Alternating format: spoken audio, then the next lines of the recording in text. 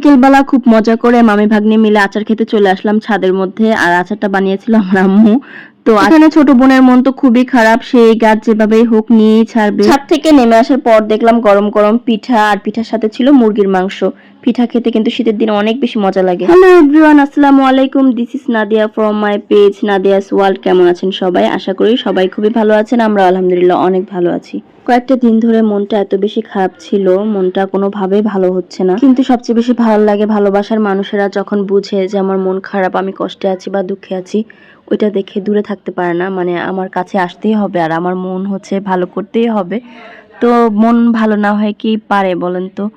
আর এখানে হচ্ছে দেখেন বিকেলের সূর্যটা এত বেশি সুন্দর, বিকেলের ছাদে উঠলে কিন্তু মনটা অটোমেটিক ভালো হয়ে যায়। তো যখনই মনটা খারাপ থাকে তখনই ছাদে এসে এরকম বসে থাকি, সূর্যের দিকে তাকিয়ে থাকি, গাছগুলোর সাথে কথা বলি, অনেক বেশি ভালো লাগে। এখানে দেখলাম যে আমার আম গাছের অবস্থা খুবই খারাপ, মানে আম গাছের উপরের পাতাটুকু খুবই ঝরে, মানে অবস্থা খুবই খারাপ, একবারে শুকায় গেছে। তো আমি জিনিসটা আসলে একটু পর নিচে থেকে খেয়াল করলাম যে না, আবার হচ্ছে শেষ থেকেই শুরু হচ্ছে, মানে নতুন নতুন আরো অনেক কচি পাতা জন্মাইছে। তো আসলে জিনিসটা এরকমই, শেষ থেকেই শুরু, কোনো শেষই শেষ না, মানে শেষ যেখান থেকে আবার ওইখান থেকেই শুরু হয়। আমাদের জীবনের চলার ধারাও কিন্তু ঠিক একইভাবে চলে, মানে আমরা যেখান থেকে শেষ মনে করি আসলে ওইটাই শেষ না, শেষ থেকেই শুরু হয় নতুন কিছুর। এদিকে ছোট বোনের মন তো অনেক বেশি খারাপ, মানে ছোট বোন যে গাছটা পছন্দ করছে ওইটা সে নিবেই। তো যাই হোক, ওটা তো আর নেওয়া যাবে না, কারণ গাছটা প্রচন্ড মানে ভার, মাটি টাটি দিয়ে গাছের শিকড় টিকড় বের হয়ে গেছে। তো এই গাছটা কিন্তু নেওয়া কোনোভাবে পসিবল না। তো আমি ওকে বুঝাচ্ছিলাম, কিন্তু ও কোনোভাবেই বুঝতে চায় না, মানে ছোট মানুষ যেহেতু রাগ করে অনেক। এদিকে মামি আর আমি দুজনে হচ্ছে দুই কানের মতো হচ্ছে ফুল লাগায় এরকম ভিডিও বানাইতেছিলাম। আর তারপর হচ্ছে আমি আচার যেহেতু নিয়ে আসছি ছাদে, তো মানে কেউই খাচ্ছিল না, তো ভাবলাম আমিই খাই। তো একা একা হচ্ছে এখানে দাঁড়িয়ে দাঁড়িয়ে আচার খাচ্ছিলাম, আর হচ্ছে আসলে ভালো লাগতেছিল। আর ওই পাশে একটা এত সুন্দর পাখি ছিল, পাখিটার ভিডিওতে আসে নাই, ঠিক মতো বোঝাও যাচ্ছিল না। আর এটা নতুন, আমি এই গাছটা বুনছি কিছুদিন আগে। তো এখানে দেখলাম সিম গাছের ফুলও আসছে। তো আমি ভাবতেছিলাম সিম গাছের ফুল তো থাকে বেগুনি কালার, এখানে তো দেখতেছি সাদা ফুল। তো আমি মামিকে জিজ্ঞেস করতেছিলাম যে সিম গাছের ফুল সাদা কেন, বেগুনি না কেন? তো উনি বলতেছে আমিও জানি না। তো যাই হোক, এই হচ্ছে আমার মামি। আর মামির জন্য সবাই দোয়া করবেন, আমার জন্য সবাই দোয়া করবেন।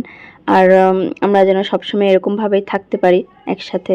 ছাদে কিন্তু আমার কয়েকটা পেয়ারা গাছ আছে, মানে সবগুলো গাছই আমার, কিন্তু কয়েকটা পেয়ারা গাছের মধ্যে এই গাছটা আমার অনেক ফেভারিট, কারণ এই গাছের পেয়ারার ভিতরে হচ্ছে একবার মানে কিরকম টাইপের পিঙ্ক কালার একটা টাইপের হয়। তো পেয়ারাগুলো কিন্তু বেশ মিষ্টি হয় খেতে। তো আমি আরো দেখতেছিলাম যে আমার কোন গাছটার পাতা টাতা, মানে গাছের যেহেতু এখন শীতকাল, অনেক পাতাই হচ্ছে মানে নষ্ট হয়ে গিয়েছে। আর এখানে দেখেন কবুতরগুলো কি সুন্দর উঠতেছিল, আমার কাছে অনেক বেশি ভালো লাগে। বিকেলবেলা ছাদে উঠলে কিন্তু ম্যাক্সিমাম টাইম কবুতরগুলোই দেখা যায়। কবুতর যখন উড়ায়, মানুষ যারা কবুতর লাভার তারাই কিন্তু এই ফিলিংসটা অন্য মানে বুঝতে পারে।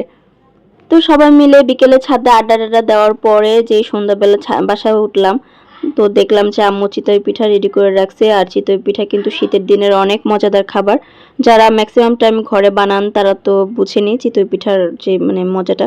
আর যারা কিনে খান, আমরা ম্যাক্সিমাম টাইম কিনেই খাই, ঘরে তেমন একটা বানানো হয় না। কিন্তু কিনে খেলেও এটা হচ্ছে আমাদের মানে হোমমেডই বলা চলে।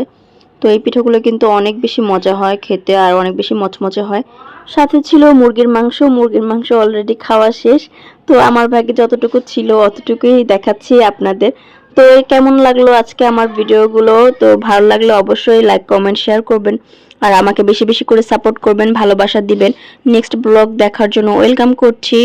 আল্লাহ হাফেজ, ভালো থাকবেন সবাই।